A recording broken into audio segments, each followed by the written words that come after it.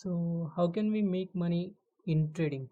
Most of the people have a misconception about stock market is that most people think that in stock market they can only make money by buying and holding the stock for a period of time makes money. No, it creates wealth. In trading is like more like making money income.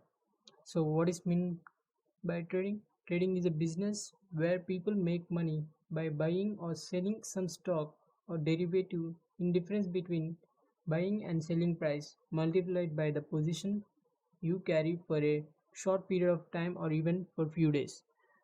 Types of traders: day trader, swing trader, scalper, and positional trader and investor.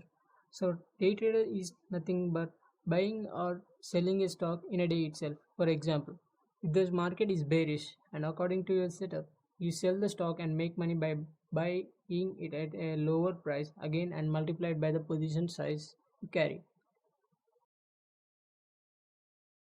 Swing trader: holding the stock for a few days to few weeks is known as swing trader.